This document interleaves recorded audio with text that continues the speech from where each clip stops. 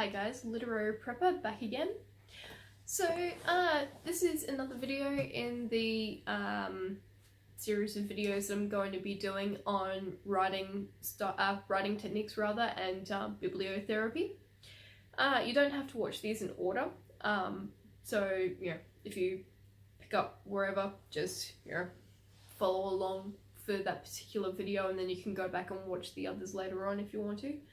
So no, you have to, absolutely have to. My bad.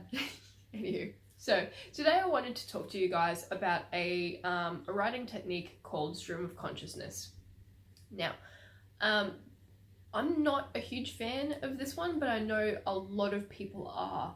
And I know it really helps a lot of people who are dealing with, sort of trying to process personal trauma.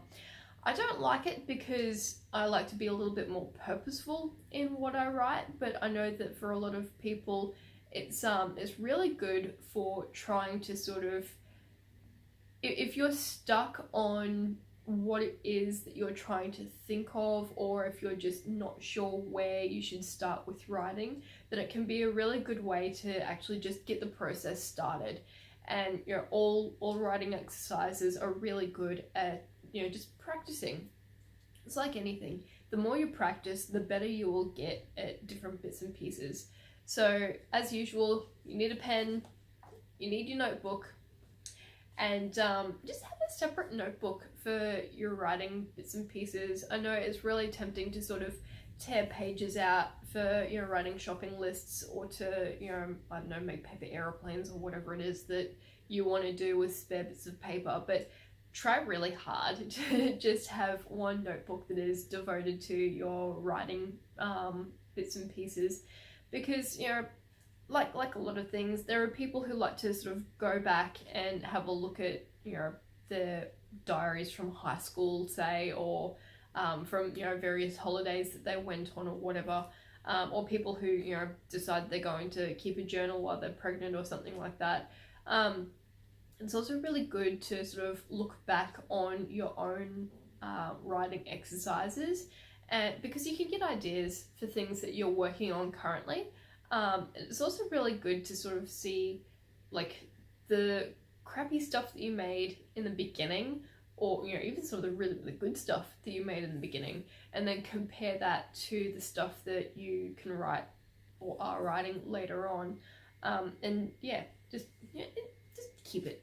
Just keep it. It's a fun comparison sometimes. And it sort of reminds you of different things that you were going through and different things that you were thinking about at the time that you may have forgotten about. So stream of consciousness.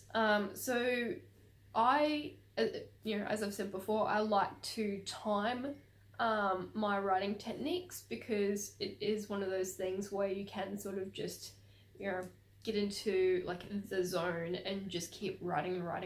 There's nothing wrong with that if you actually have time for it. But I find that particularly when you're doing, and it's up to you guys, like if you get to the 10-minute mark or whatever, 5-minute mark, whatever it is that you set for yourself, and you want to keep writing, I mean, you're in charge of the timer. Just flick it off the desk and keep going. But I find that particularly if I give myself a time frame, I like 10 minutes. 10 minutes is a good sort of time frame. So you can just try really hard to be as effective and as fast as you can within that 10-minute time frame, and you'll find that that pressure actually helps you to work in some cases. Some cases you just sit there for 10 minutes and stare at a wall and think, I have no idea what I'm doing. And there are other times where you get to the 10-minute mark and you think, no, I need to keep writing because I have this brilliant idea that has just come out of nowhere. So stream of consciousness. So you grab your pen, grab your piece of paper. You can do this one of two ways. So you can either just start writing, which if you're starting cold, it can be a little bit difficult, or you can start with a keyword. So for a couple of these exercises, you will actually need a word bank. So I would recommend maybe getting like, a container or a pencil case, or even just like one of those plastic Ziploc bags, like a sandwich bag or something. and just making a random list of words, and nouns work better, I should say a random list of nouns, and just cut them up and put them into this bag, and then just shake the bag up and pull one out. So the one that for my last class that I used, our word was beans. So for 10 minutes we just wrote about beans. Now with stream of consciousness writing, you start with the word and you just write everything that comes into your head. You don't stop, you just keep writing. And if you get stuck, then you just keep repeating the word. So you might sort of start off with something like beans are hard and round and they come in red and black and white, and beans are good on toast, and toast goes well with butter, and I like toast in the morning, and beans. You go like that. So you might wind up with just a page where it just says beans because you can't think of anything, but eventually it will, you will go off on little tangents, and that's what it's sort of designed to do. It's designed so that everything that comes into your brain goes down on the piece of paper. So for that particular writing exercise where we were focusing on the beans, you look at beans, it's like, okay, what can you write about beans? But the beans actually reminded me of a story that one of my mum's very elderly, now past friends had told us one day. So I wrote that down, and you will very quickly find that those sorts of things come to you. So you start writing about one thing, and another thought will pop into your mind, and it will eventually go somewhere. And even if it doesn't form a complete anecdote or a complete story or a complete poem or something like that, it will give you a starting point.